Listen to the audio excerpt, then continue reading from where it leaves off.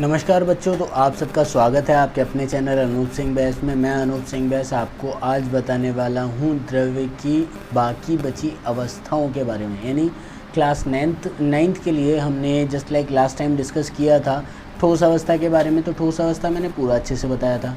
अब इस वीडियो में हम डिस्कस करने वाले हैं हमारे पास द्रव अवस्था और गैसियस अवस्था के बारे में।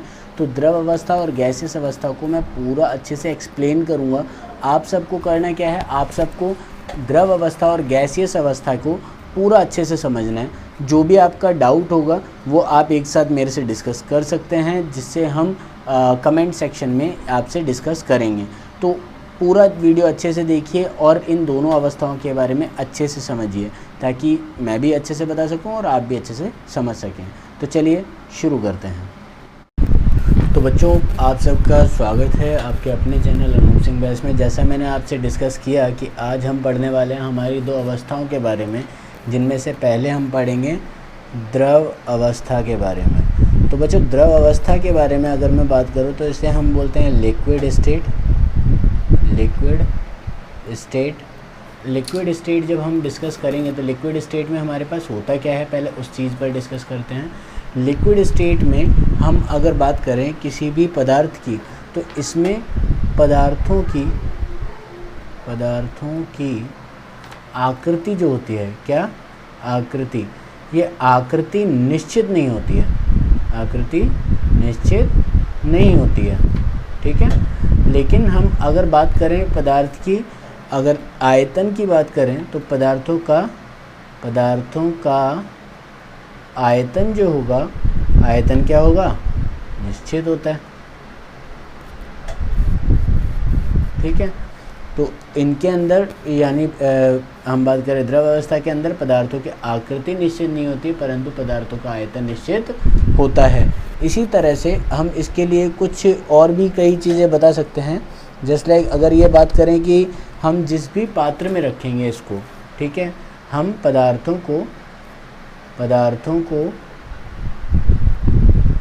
जिस पात्र में रखते हैं,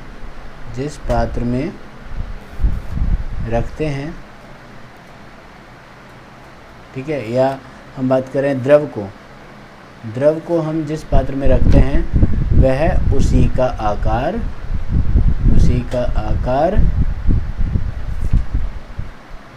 ले लेता है। मतलब द्रव अवस्था में जो भी हमारे पास होगा उसको जिस भी पात्र में रखेंगे उसी का आकार ले लेगा।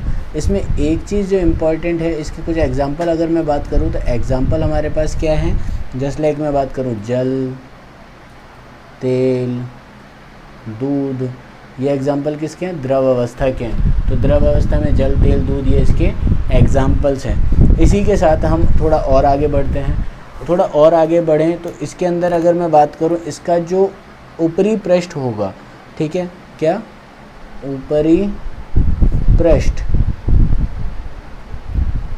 ठीक है, ऊपरी पृष्ठ जो होगा, या हम बात करें ऊपरी सतह जो होगी, वो ऊपरी सतह कैसी होगी, समतल होगी। कैसी होगी, समतल।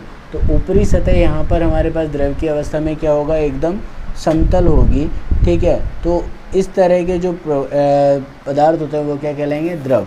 अब द्रवों की एक प्रकृति क्या होती है, इनकी एक प्रकृति ये भी होती है कि द्रव बहते हैं, ठीक है। और ये ऐसा क्यों होता है, क्योंकि यह आकृति परिवर्तित करने का गुण रखते हैं। यह आकृति परिवर्तित करने का गुण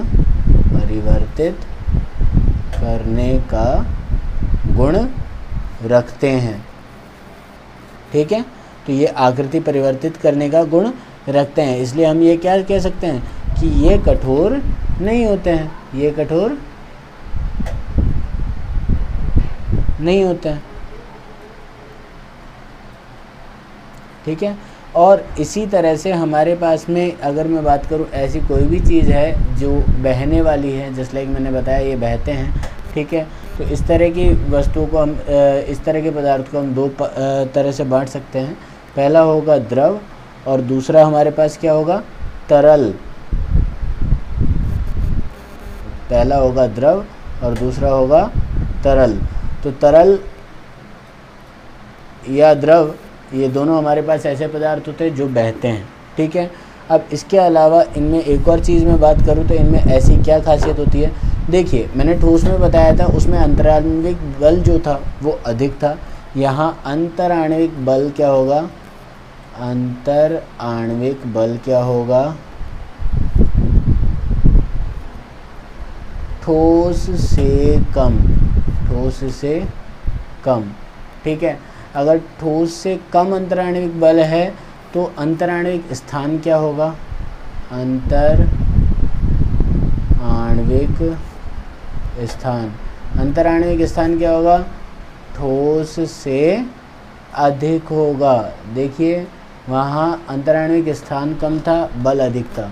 यह अंतराण्विक जो बल होगा वो ठोस से कम होगा और इसका अंतराण्विक स्थान ठोस से अधिक होगा, ठीक है।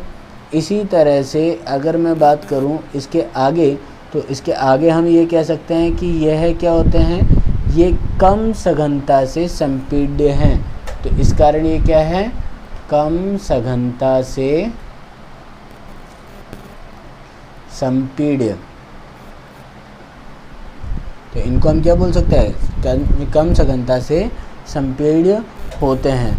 और इसके अलावा हम ये भी बोल सकते हैं कि बल इतने पर्याप्त होते हैं कि इनके कण एक दूसरे के वातावरण से पलायन नहीं करते हैं। मतलब ये इतने तो पर्याप्त होते हैं, मतलब इनके जो बल होता है वो इतना पर्याप्त होता है कि ये यहाँ से मतलब पलायन नहीं करेंगे। तो इसीलिए इनमें जो पर्याप्त गति है वो होती है और इनका आयतन निश्चित होता है। इसके कणों में पर्याप्त गति भी होगी और आयतन भी निश्चित होगा। तो ये हमारे पास हुई द्रव अवस्था। एक बार द्रव अवस्था का आप एक बार नोट कर लीजिए जल्दी फटाफट, ठीक है। तो आगे बढ़ते हैं, आगे हमारे पास है, इसके आगे की अवस्था हम पढ़ेंगे वो है गैस अवस्था। कौन सी अवस्था है, गैस अवस्था। अच्छा, गैस अवस्था के बारे में बात करूँ तो ये क्या होते हैं, इनका ना तो निश्चित आकृति होती है, ना तो निश्चित आकृति,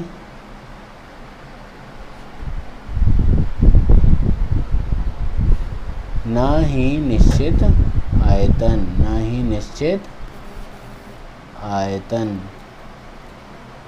ठीक है। तो निश्चित आकृति निश्चित आयतन दोनों ही नहीं होते हैं इसमें। और इसके अलावा हम ये कह सकते हैं कि यह जिस पात्र में रखे जाता है उसका आकार और आयतन ले लेते हैं। यहाँ हम पहले हमने क्या कहा था कि जिस पात्र में रखे जाएंगे उसका आकार लेंगे। देखो आकार मैंने बताया था, ये जिस पात्र में रखे जाएंगे उसका आकार लेंगे, जबकि गैस की हम क्या बोलेंगे कि यह जिस पात्र में रखे जाते हैं, जिस पात्र में रखे जाते हैं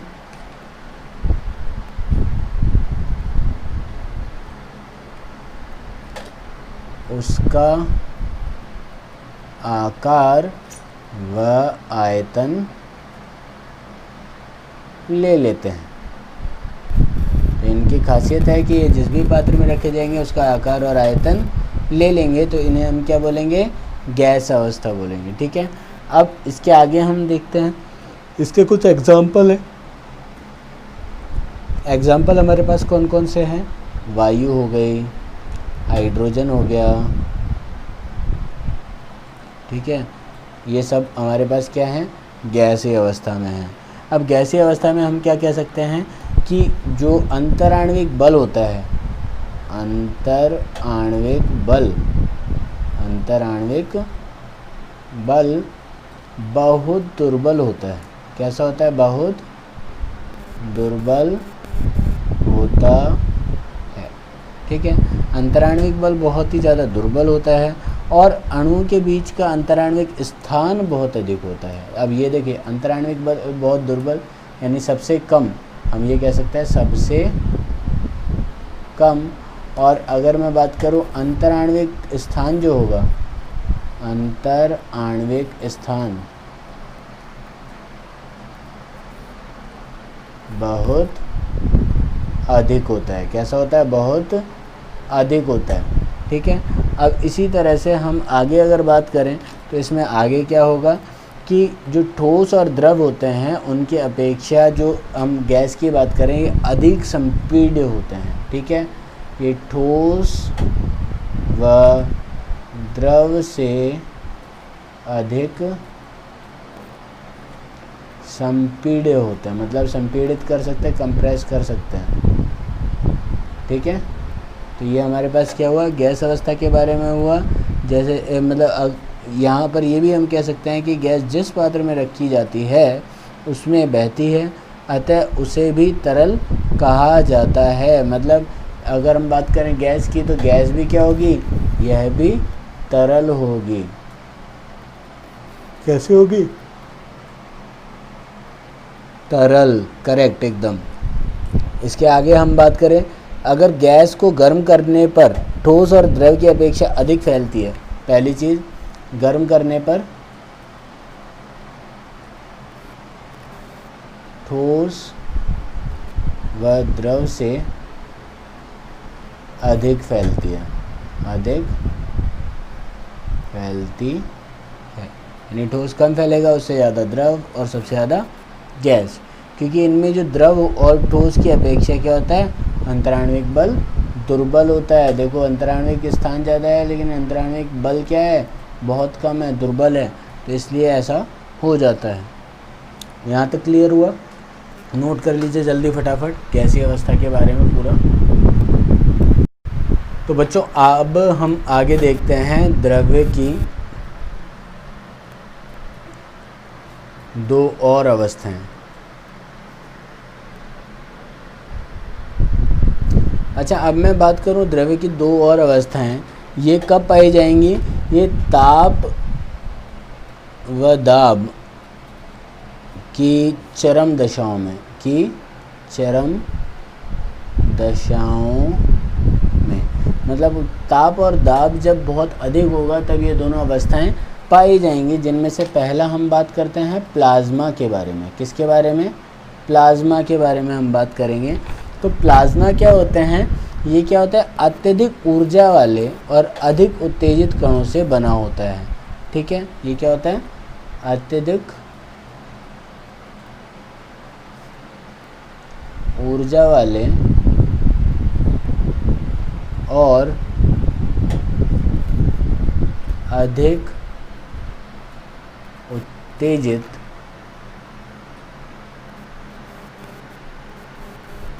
उत्तेजित कणों से बना होता है।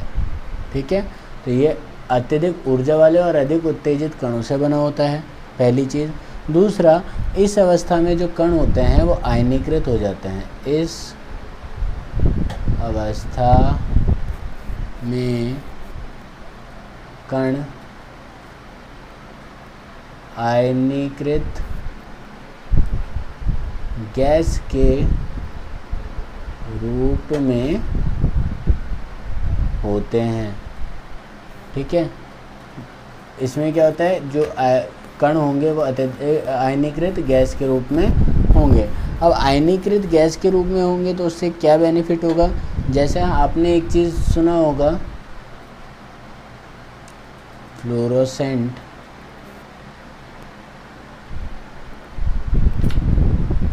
ट्यूब, सुना ना, CFL। ठीक है, कंप्रेस्ड फ्लोरोसेंट लाइट। तो CFL में क्या होता है, फ्लोरोसेंट होता है। इसमें हमारे पास में क्या होगा, इसमें होता है प्लाज्मा। क्या होता है, प्लाज्मा। अब प्लाज्मा होने के बाद में क्या होगा, प्लाज्मा होने पर जैसे इसमें क्या करेंगे, विद्युत धारा प्रवाहित करेंगे। भाई इसके अंदर करा विद्युत धारा प्रवाहित, क्या किया, विद्युत धारा इस ट्यूबलाइट में प्रवाहित की। तो जैसे ही ट्यूबलाइट में प्रवाहित करेंगे, प्लाज्मा क्या होगा, प्लाज्मा आयनित हो जाएगा। तो इसके बाद में आयनित होने के बाद में क्या होगा, यह चमकीला प्लाज्मा बनाता है, या यहाँ पर बनता है। तो चमकीला प्लाज्मा बनता है किस वजह से, विद्युत धारा प्रवाहित करने पर प्लाज्मा जो है वो चमकीला प्लाज्मा के रूप में बदल जाता है, जिससे हमें बहुत साफ साफ चीज़ें दिखाई देती हैं। इसके अलावा तारों में भी क्या होता है, प्लाज्मा बनता है, जिसके कारण इनमें चमक होती है। ये प्लाज्मा कहाँ बनेगा, तारों में भी बनेगा। ठीक है, कहाँ बनेगा, तारों में। तो तारों में भी हमारे पास क्या होती है, अधिक चमक होती है। इसमें आपको यही याद रखना है कि इसमें होता क्या है, वापस से मैं बता रहा हूँ, इसमें अधिक ऊर्जा वाले एवं अधिक उत्तेजित कणों से बना होता है ये। दूसरा, अगर मैं इसके आगे की बात करूँ तो इस अवस्था में कण क्या होते हैं, आयनीकृत गैस के रूप में होते हैं। किस रूप में होते हैं, आयनीकृत गैस के रूप में। दूसरा, फ्लोरोसेंट ट्यूब में हम क्या करेंगे, प्लाज्मा को ही रखेंगे, जो विद्युत धारा अगर इसमें प्रवाहित करेंगे तो ये चमकीला प्लाज्मा इसमें बनने लगता है, जिससे ये क्या होता है, हमारे पास ट्यूबलाइट जल जाती है और प्रकाश दिखता है। ऐसे ही तारों की चमक भी किस कारण होती है, प्लाज्मा के कारण भी होती है। अब हम बात करते हैं आगे की, तो Bose Einstein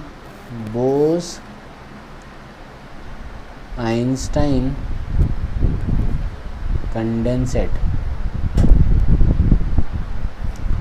Bose Einstein condensate क्या होता है, इस अवस्था का नाम किस किस के नाम पर रखा गया, सत्येंद्रनाथ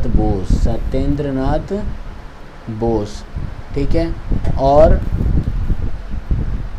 अल्बर्ट आइंस्टाइन,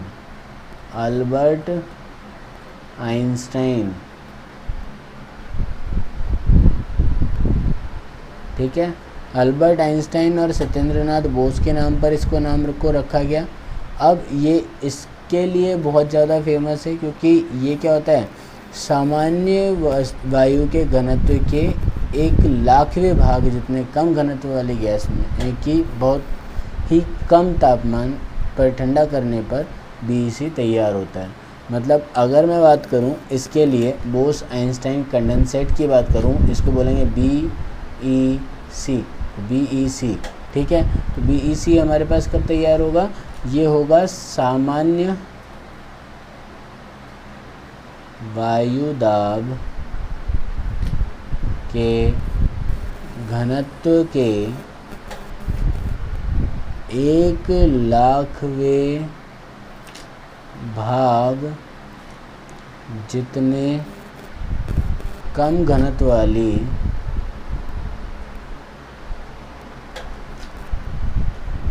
गैस को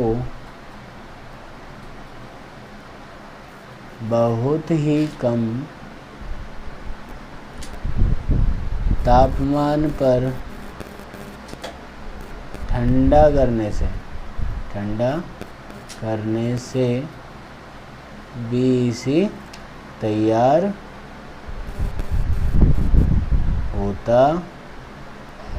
तो BEC तैयार होने का क्या कारण हुआ कि जो हमारे पास में सामान्य वायुदाब में के जो घनत्व है उसके 1,00,000वें भाग जितने कम घनत्व वाली गैस को बहुत ही कम तापमान पर ठंडा करने पर BEC तैयार होता है। इसको अब हम बात करें, इसको कब बनाया गया था, सबसे पहली बार किसने बनाया था और कब बनाया था, तो सन 2001 में किसने बनाया था, ठीक है, वो भी याद रखो, एरिक ए कॉर्नल। और इसके अलावा वोल्फगैंग कैटरले और किसने बनाया था आगे, और अगर बताया जाए तो और हमारे पास कौन सा होगा, कार्ल ई वेमेन, ठीक है, कार्ल ई वेमेन ने बोस आइंस्टाइन कंडेंसेट यानी BEC की अवस्था प्राप्त की थी। तो इन तीनों ने क्या किया था, BEC की अवस्था प्राप्त की थी, ठीक है। इसके लिए इनको क्या मिला, भौतिकी में नोबेल पुरस्कार, भौतिकी में नोबेल पुरस्कार प्राप्त हुआ, ठीक है। तो ये हुआ हमारे पास में आज के वीडियो के बारे में, जिसमें हमने क्या क्या पढ़ा, वापस से मैं रिवाइज कर देता हूँ, एक बार ध्यान से देखिएगा।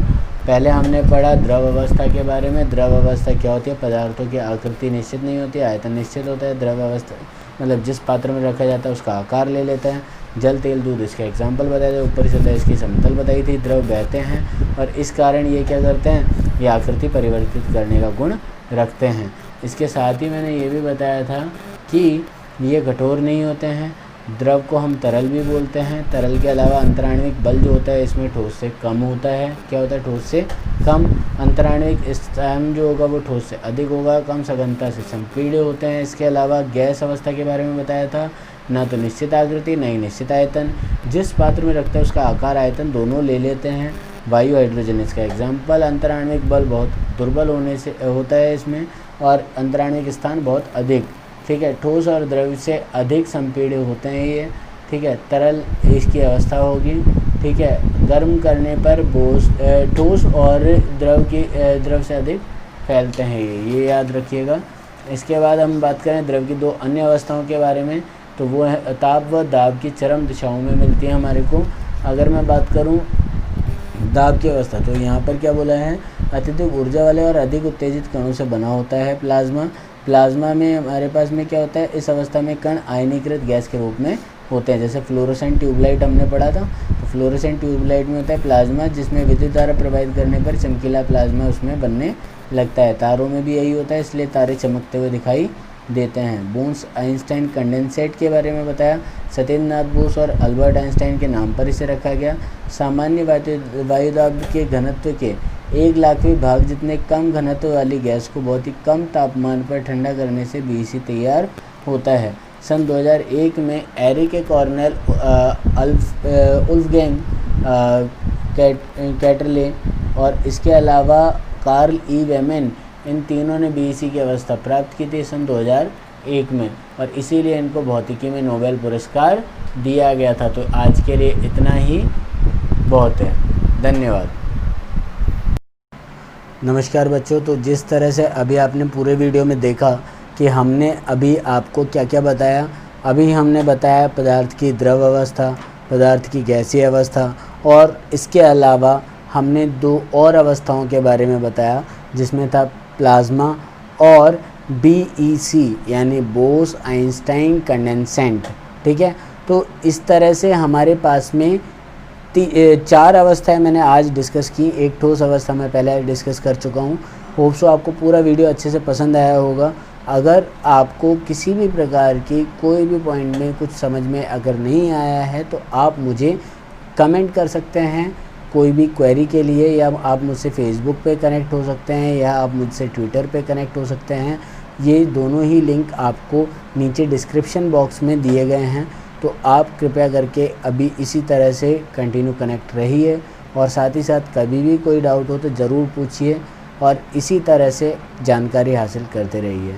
तब तक के लिए धन्यवाद। कोई भी 9th क्लास और 10th क्लास के जो इच्छुक स्टूडेंट हैं, जो क्लासेस लेना चाहते हैं, वो कंटिन्यू आपकी क्लास ले सकते हैं, और उसमें आपको रेगुलर क्लासेस ही मिलेंगी। अभी मेरी रेगुलर क्लासेस ही चल रही है, तो मैं रेगुलर ही ले रहा हूँ।